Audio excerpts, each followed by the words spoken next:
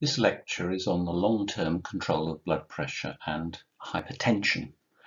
If we went back to 2009, we'd find the British Medical Journal suggesting that almost everybody over a certain age should be on high blood pressure tablets. The reason being that doctors were having trouble deciding who was hypertensive and who wasn't. Blood pressures shoot up and down. If you have a measurement at the surgery, it doesn't necessarily reflect what your blood pressure is normally doing. So there was this view at that time that lots of people should be on antihypertensive medication. Only a few years later, 2012, the view was rather different. The British Medical Journal was warning that treating blood pressures that were not particularly high, not so far over 140 systolic, over 90 diastolic, was a bit fraught with problems because of the side effects of the drugs that were being used, and there was considerable controversy over what level of blood pressure ought to be treated. So we've moved on a decade or so since that time, and it's not the purpose of this lecture to discuss the detail of who should be treated and how for hypertension, but for us to take a bit of an overview. So in this slide here, we can see data on heart attacks and strokes taken from a large study conducted in the 1990s on 350,000 men. And the relative risks for mortality due to coronary heart disease and stroke are shown in these two diagrams as a function of the decile of blood pressure. So if we look on the top diagram, for example, if we're in the top 10% of blood pressure measurements on the right-hand side of this diagram, if we're talking about systolic pressure, we've got a 3.82-fold increased chance of dying of coronary heart disease. If we look at the lower graph, we see a more striking increase with blood pressure in the risk of dying of a stroke.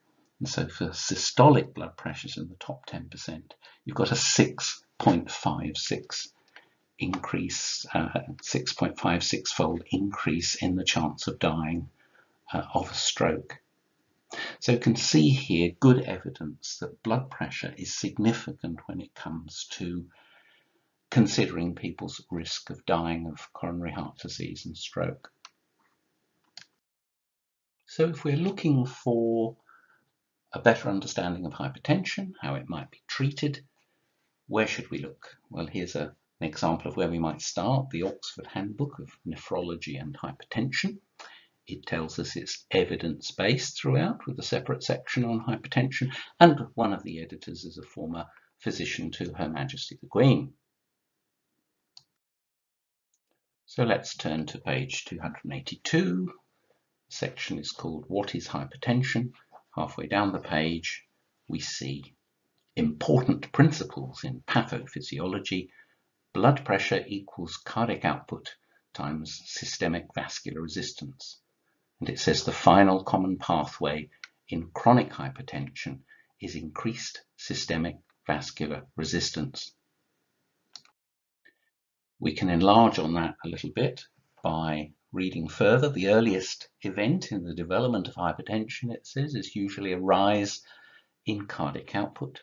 Increased cardiac output causes an increase in wall-lumen ratio in resistance vessels to normalize wall stress. This leads to a sustained rise in systemic vascular resistance and causes chronic hypertension. Cardiac output is usually normal in those with established hypertension. And we tend to get the same sort of story almost wherever we look. So here we are in the ABC of hypertension, the pathophysiology of hypertension. The maintenance of a normal blood pressure, it says, is dependent on the balance between cardiac output and peripheral vascular resistance. The diagram suggests that blood pressure in the middle here in the arteries is somehow a function of what's going on in the heart and what's going on in the arterioles, producing a peripheral resistance. So let's try to be a bit more precise about pressures, flows and resistances. Perhaps the simplest diagram representing the systemic circulation would have to look something like this. A pump, represented by the simple engineering symbol of a circle with a cross in it, takes blood from the veins and passes it to the arteries.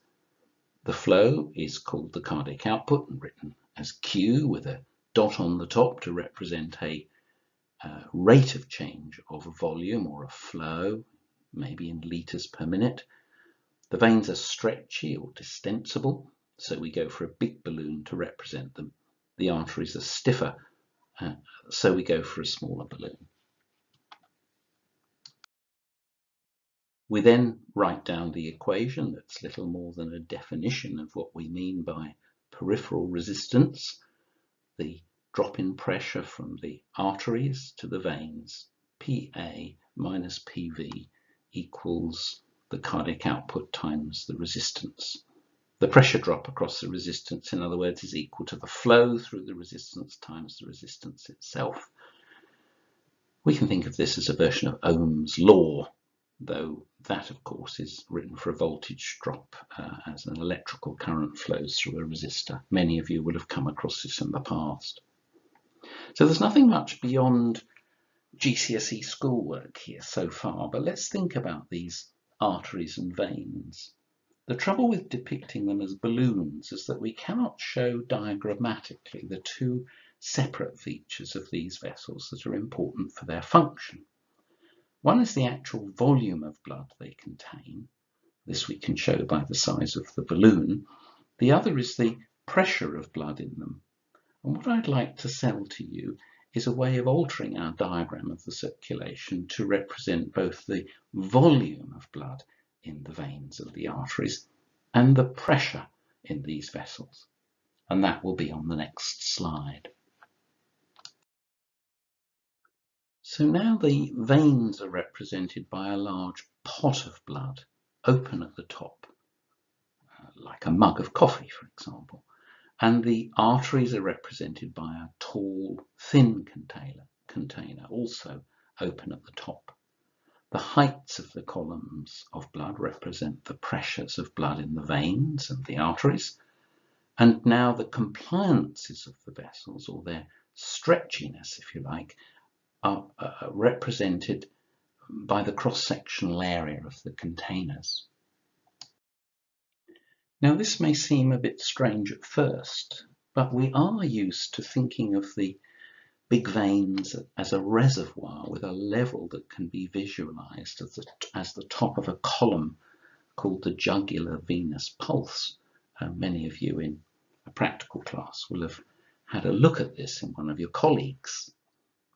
Admittedly, we don't often see a tall reservoir of arterial blood, but the first person to measure arterial blood pressure, the Reverend Stephen Hales, did so in 1733 by connecting a vertical glass tube to the carotid artery of a horse lying down on the ground, and he measured a height of 8 feet 3 inches of blood. And we're used, of course, to measuring pressures as the height of a column of something, but usually a column of mercury.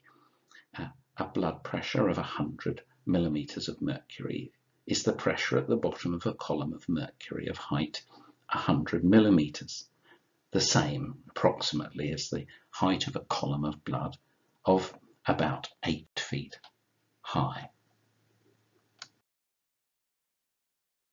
So let's think for a moment about what happens when we have a cardiac arrest. The pressure in the arteries becomes the same as that in the veins, and we call this the mean circulatory filling pressure. If we then start the heart up, as I'm going to do in the cartoon in just a moment, we'll see that the volume of blood that leaves the veins is equal to the volume that arrives in the arteries, and this is because we've got a fixed volume of blood in the system.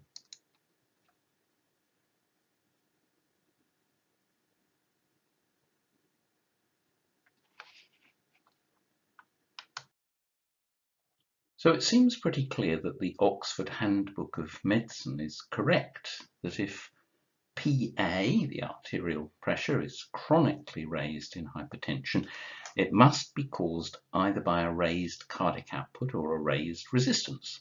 Admittedly, they did make the mistake of writing their equation without the PV term, the venous pressure, but since PV is only about 5 millimeters of mercury, whilst PA is normally about 100 millimeters of mercury, perhaps we can allow them that small error. The millimeters of mercury are used more often than feet and inches of blood, of course, but we needn't worry too much about the units here. Now, it appears quite logical, therefore, that drugs used to treat hypertension should either reduce the resistance of the peripheral circulation or reduce cardiac output, and that's the conventional wisdom. Vasodilators such as calcium antagonists and ACE inhibitors act on the peripheral vasculature to decrease R. Beta blockers, coming a little bit back into favour, act on the heart to decrease cardiac output. Problem solved. The trouble is that this view, although almost universally taught and believed in medical schools around the country, is completely wrong, and it's my job to try to explain to you why.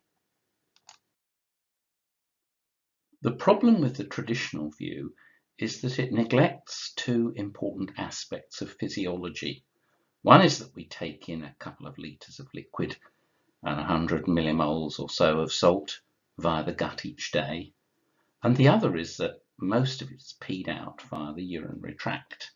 So any model of the cardiovascular system needs to deal with it as an open system with an intake and an output that may or may not be different from each other.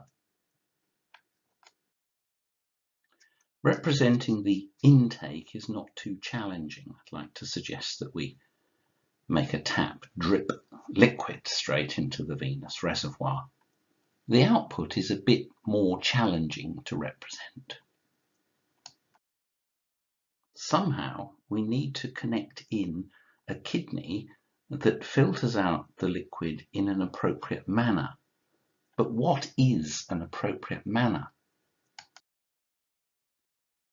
Well, the normal kidney has properties like those shown by John Hall in his dog experiments in 1980.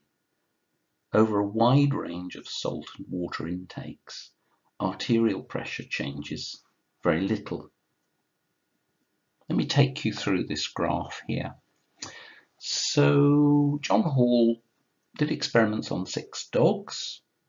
The dogs were given 4 different sodium intakes to their diets, and they spent a week at each of these sodium intakes. So you can see a normal sodium intake of about 100 millimoles per day of sodium, then a very low sodium diet, probably about 5, then high values about 250 and 500 milliequivalents per day. The salt was in the solid part of their diet. They were given free access to water, and these pressures were measured at the end of a week on each of these sodium intakes. What you can see is that pressure doesn't vary much with sodium intake. So the normal kidney behaves, as it were, a bit like a weir shown on the right-hand side of this diagram, with a huge range of flow for a fairly constant fluid level. It's as though we can represent the kidney in our model of the circulation as a large hole in the arterial reservoir. Once it fills up to that level, salt and water can flow out, and virtually any amount can flow out without changing the pressure in the arterial reservoir. And the height normally would represent the normal 8 feet 3 inches of height for the arterial reservoir in the horse, if it's blood. If we're representing it as a column of mercury, it would be more like 100 millimeters of mercury. In general, I'd like to persuade you that we can represent the kidney whether it's healthy or sick, as a distribution of holes up the side of the arterial reservoir. Liquid will leave the circulation if the arterial pressure is high enough to perfuse the kidney and produce urine. In the case of the dogs we've just seen, it was one large hole in the side of the reservoir, but in general we can expect it to be a distribution of holes for reasons I think that will become clear shortly. Earlier we had a closed system where nothing went in and nothing came out. When we add an intake, the system slowly fills up until the pressure in the arterial reservoir, the pressure of blood perfusing the kidney, becomes great enough to induce an output that matches the input. One drop in for one drop out. We're going to run the cartoon to show this going on right now. So here we can see the circulation filling up as there's a daily intake. Fluid reaches a level in the kidney where urine is produced, and a steady state is achieved where the daily intake and the output from the kidney are matched. Hall extended his experiments in dogs to show us what hypertension looks like and how you can induce hypotension, low blood pressure, with captopril, the angiotensin converting enzyme inhibitor that was available at that time, around 1980. Each point on this graph represents 6 dogs having a particular intake of salt and water for a week during a constant infusion of the hormone angiotensin II. The dogs were hypertensive, that's shown in the top line, particularly where there are high sodium intakes. With an angiotensin blocker, Hall found the same shaped curve of rising pressure with salt intake, but blood pressure was not really affected at high salt intake, it was affected mainly at low salt intake. It looks as though interfering with the renin-angiotensin system messes up the usual subtle regulation of the kidney and results in a filter that needs much higher pressures to eliminate a high salt and water intake than a low intake. In our model, we can represent this by showing that the kidney is no longer like a weir, a large hole in the arterial reservoir. It's a small hole, or a distribution of small holes corresponding with the range of working pressures at different levels of excretion, and this is indicated on the right-hand side of this diagram. So what might be going on here? It's as though the kidney, if left uncontrolled, behaves with a very sloping line. You need a high pressure to get rid of a lot of salt and water. But it's under the control of the renin-angiotensin system that allows this sloping curve to shift to maintain a constant blood pressure. So, for example, we might imagine that at very low sodium intake, the line shifts to this red position here, so that the pressure can stay at about 100 millimeters of mercury. For a normal sodium intake of about 100, we're on the blue line. And then for these higher values, the line shifts down. So the properties of the kidney left on its own seem to be represented by a sloping line, whereas the controlled kidney is capable of maintaining a fairly constant pressure in the circulation. So perhaps a way of summarizing it in the diagram is to say that this is the range of control by the renin-angiotensin system. So if this way of thinking about things is correct, what's a good way of thinking about how to make somebody hypertensive? You're running along healthily and then something causes a rise in the pressure your kidneys require to be perfused at a pressure that will enable them to eliminate the usual daily intake of salt and water. Let's just run the cartoon to see what's happening. The kidney requires a higher pressure. The circulation is going to fill up. That's going to affect the venous reservoir as well as the arterial reservoir. And now we're running along at a higher pressure. We've seen how to make you hypertensive. Now let's think about how drugs might act to lower blood pressure. Well, here we have the diagram from Rangendale's 2015 version. And on the central area of this diagram, we can see arterial pressure is a result of peripheral resistance and cardiac output, the traditional way of thinking about these things. And the first group of drugs I'd like to draw your attention to is shown by this red ellipse here. They are drugs that will reduce peripheral resistance, vasodilators, alpha blockers, and so on. So let's look at the result of running our model and giving a vasodilator.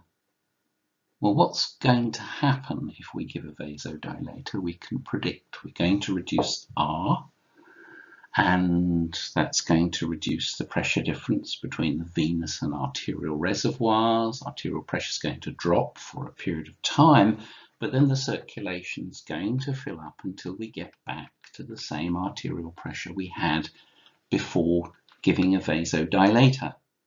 So let's run the cartoon to show that happening. The peripheral circulation dilates up. We've got a drop in pressure in the reservoirs. By the way, as the venous reservoir fills up, we can see the filling pressure of the heart has increased. So from Guyton's law of the heart's going to tank along a little bit faster and give us a higher cardiac output. But basically the arterial pressure, we would predict from these first principles, going to return to the value it had before the vasodilator was administered. What does the diagram of Rangendale tell us we might be thinking about next? Well, we could give a drug to affect cardiac output, a beta blocker, for example. Let's run the model with a beta blocker to lower cardiac output to see what happens. We're tanking along fairly vigorously here, and we're going to administer a beta blocker that's going to slow the heart down. I think you can see what's going to happen. There's going to be a reduction in the pressure difference between arteries and veins, a drop in the arterial pressure, but the circulation is going to fill up again until the arterial pressure gets back to its previous value. So here we give a green beta blocker. We're slowing the heart down a bit. The pressure in the venous reservoir rises a bit and it drops in the arterial reservoir. The circulation is going to fill up, and gradually over time, turns out that this takes a few days usually, we get back to the arterial pressure we had before we gave the beta blocker to affect the heart. So here we have the title of one of the very early papers on propranolol in the treatment of hypertension in 1964. The conclusion that was published then was that while a central mode of action is not excluded, it is suggested that beta receptor blocking drugs exert their hypotensive action by blocking the sympathetic receptors in the heart. This doesn't seem to agree with the line of argument that I'm trying to persuade you of, that something has to happen to the kidney for the blood pressure to drop over long periods of time. So how do antihypertensive drugs work? The argument here is that the only way we can affect arterial pressure in the long term is to affect the pressure at which the kidney needs to operate. And so our antihypertensive which is going to be a blue drug given in a moment in the next running of the cartoon, is going to have to alter the properties of the kidney, the system controlling the kidney, so that it can eliminate your daily intake of fluid at a lower pressure. The drug arrives, the kidney or its controlling system, either nerves or hormones, have to be affected so that the kidney can run at a lower pressure. The circulation to some extent empties, and we have long-term a lower pressure.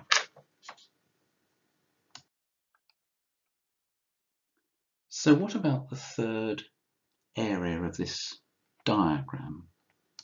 Well, we can see the kidney represented here. It's shown rather tamely, changing blood volume and therefore being capable of changing cardiac output. It's also shown as measuring arterial pressure. Bottom right here is the renal baroreceptor, but it's not shown changing pressure in any very direct manner. So let's return to the summary diagram we had a bit earlier and think about the role of the kidney in determining this arterial pressure. Ohm's law for the circulation is, of course, still true. It's always true. Arterial pressure minus venous pressure equals cardiac output times peripheral resistance. But now what we can see is, in a sense, it is the kidney that is determining arterial pressure, and everything else has to fit around that. And one way of showing this is to rearrange this equation to make it easier to understand. It's quite a good idea to think of the dependent variables on the left-hand side and the independent variables on the right-hand side of an equation.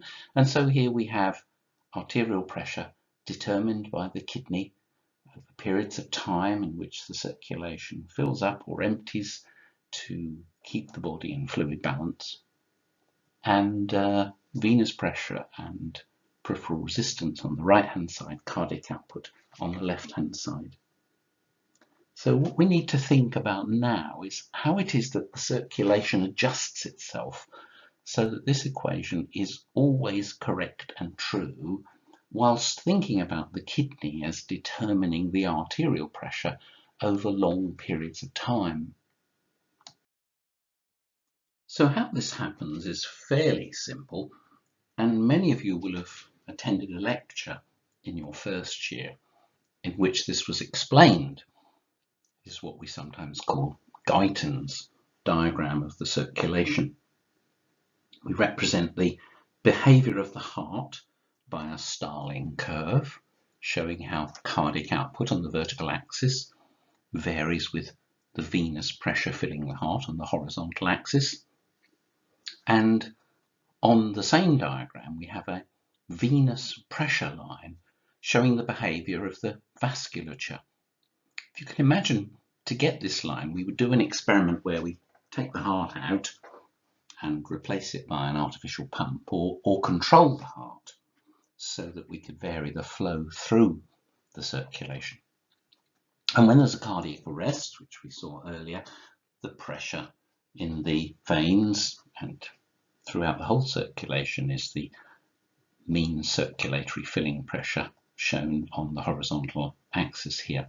Then as we increase the flow around the circulation, the venous reservoir progressively empties, the arterial reservoir progressively fills, and the gradient of the line you can see there is -1 plus the ratio of the compliances of veins and arteries, all divided by the resistance of the circulation. So when we put these two components of the circulation together, the heart and everything else, it must be working at the point where these two lines cross. This was Guyton's very helpful concept of understanding how the circulation runs. A little earlier we had Rangan-Dale's diagram of the circulation for thinking about how antihypertensives work. I may have conveyed some sense that I don't find it very helpful. So let's think now about how it might be helpful to think about how to classify antihypertensive drugs. In 1988, Kimura came up with a helpful way of classifying antihypertensive drugs, and that's shown in this diagram. First, I should say that untreated hypertensives tend to have a blood pressure that does rise with the amount of sodium they eat, unlike the dogs in Hall's experiments. And what we've got is a line here that's sometimes called the pressure natriuresis curve. And we see that different groups of antihypertensive drugs change its gradient in different ways. Here is a repeat of the earlier graph you've seen from Hall's experiments. And what we saw there was that the ACE inhibitor captopril not only lowered the blood pressure, but it increased the gradient of the line, the pressure natriuresis curve. And that's what's depicted in the cartoon on the left here. It turns out that ACE inhibitors increase the steepness of this relationship, as do beta blockers. This next slide shows some measurements for patients taking a thiazide diuretic called mefruzide. The measurements are made here again with patients spending a week on each of the different sodium amounts in their diet. And so we get a control line that shows that blood pressure varies with the amount of salt they take, but when they're on a thiazide diuretic, the gradient of the line is reduced. We can see a flattening of the line.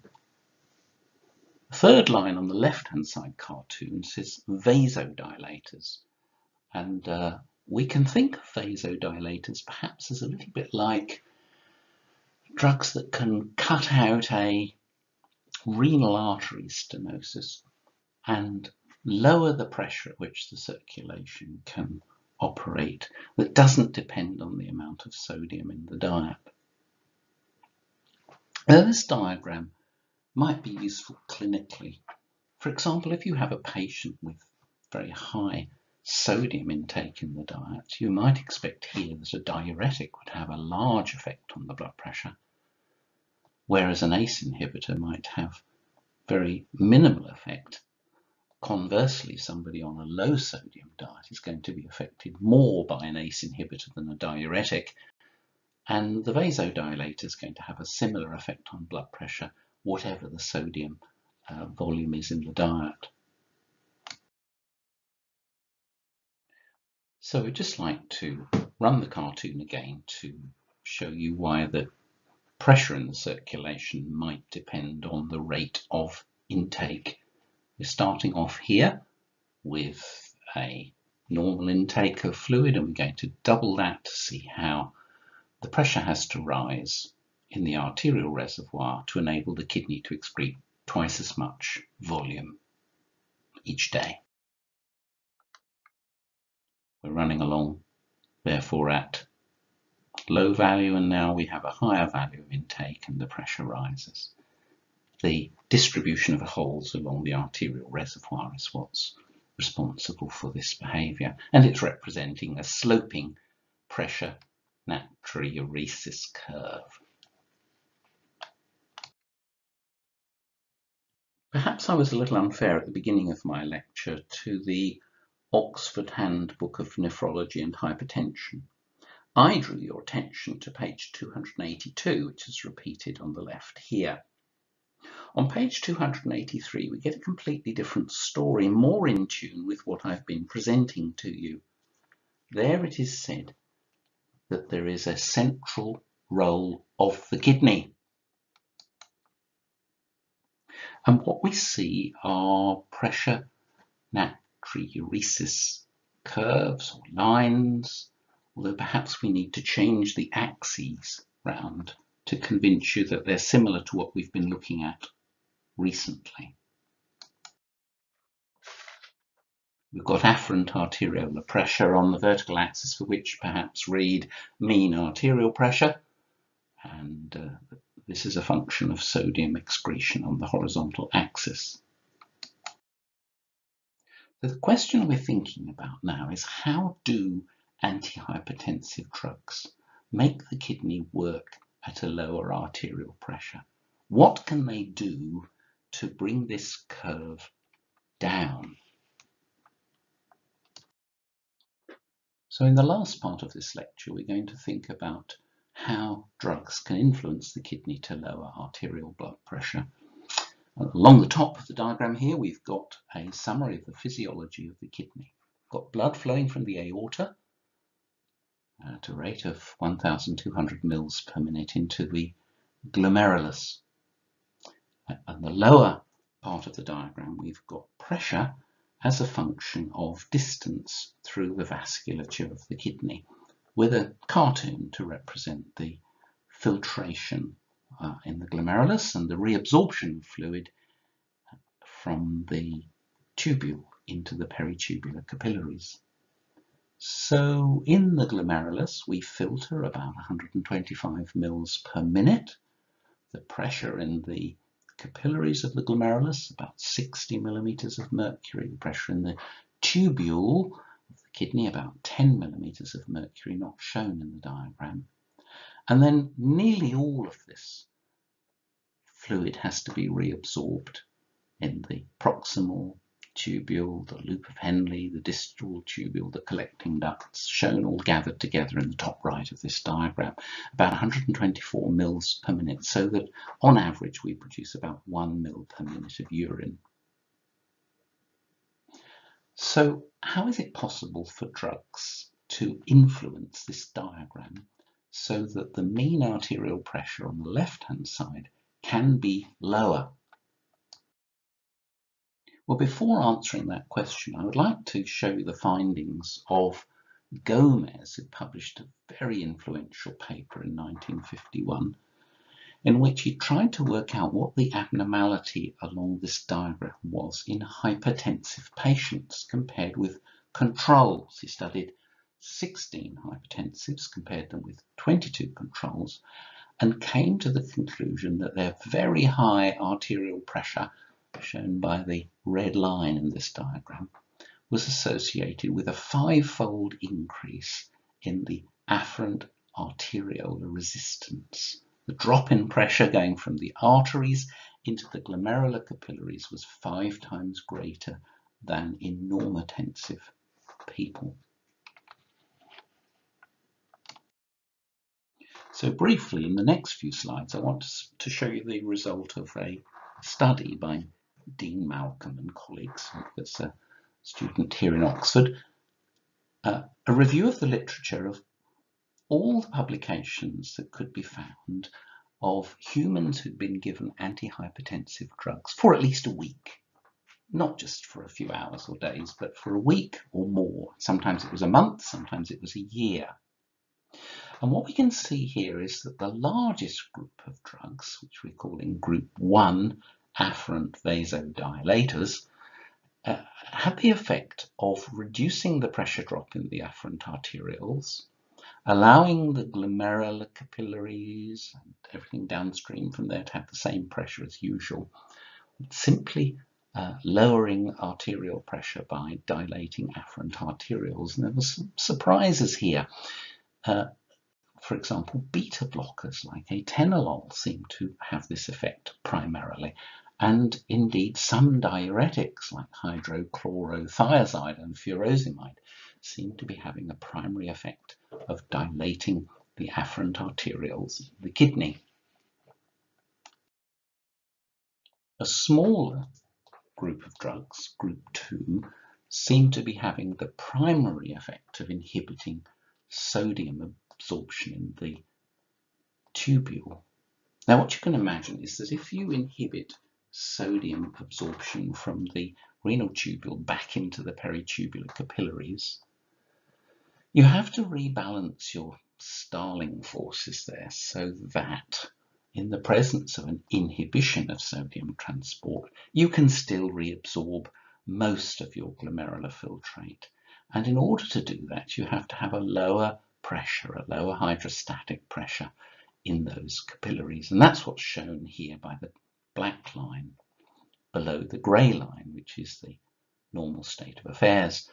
So by lowering the pressure in the peritubular capillaries, we see a lower pressure throughout the renal vasculature, going right back to the arteries, and that's why we have a lower pressure here.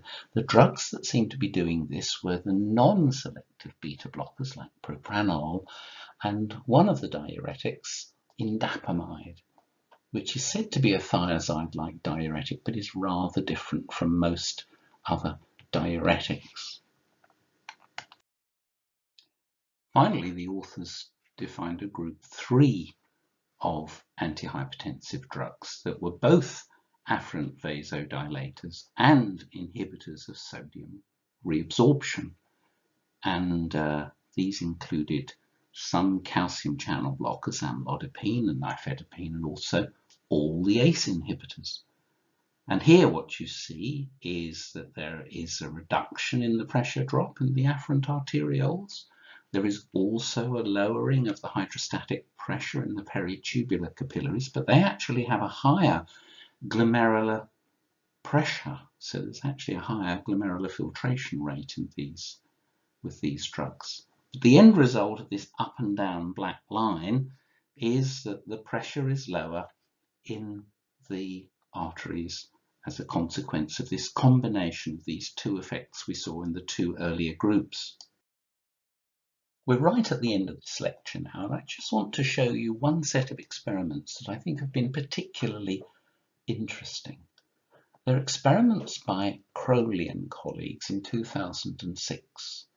They're performed on mice, and they show us the effects of vasoconstriction on arterial blood pressure with and without renal constriction being possible.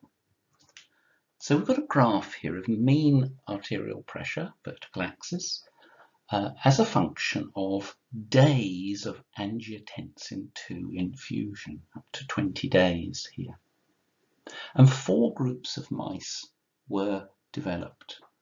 There was a wild-type mice, black circles, and there were mice in which the receptor for angiotensin II had been removed by a genetic engineering technique. And that's the total knockout line shown at the bottom of this diagram. But then intermediate types of mice were produced by a renal transplant. The kidneys were taken complete with the blood vessel running from the aorta to the kidney and transplanted from one group to the other. So there are mice that have a systemic knockout. They have no angiotensin receptor in the whole of the systemic circulation apart from in the kidney and the kidney vessels. And there are those that have a knockout in the kidney but not in the rest of the circulation. And in these animals, angiotensin was infused steadily and constantly for 20 or 21 days. If we look at the line with filled triangles labeled no renal angiotensin II receptors, what we're seeing is the result of an experiment where peripheral vascular resistance is increased in the systemic circulation, but there's no effect on the kidney or the blood vessels in the kidney. And we can see that the infusion of angiotensin produces constriction, a rise in blood pressure, but that rise in blood pressure is not maintained. It gradually goes away over several days, and the pressure drops back towards the pressure at the beginning of the experiment. And it would be worth you looking carefully at this graph to interpret what's going on.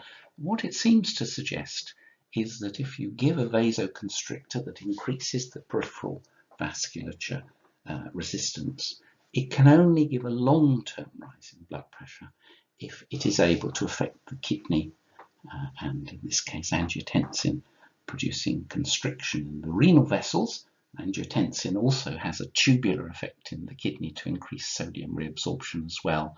It has quite complicated effects. But this is a very neat animal experiment that I think confirms what I've been trying to teach you through this lecture about the role of the kidney in maintaining long-term arterial blood pressure.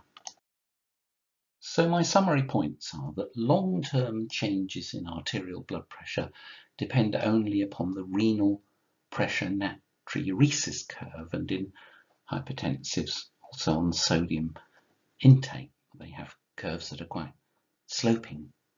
The actions of vasodilators, beta blockers, etc. on hypertension are via the final common pathway of the kidney.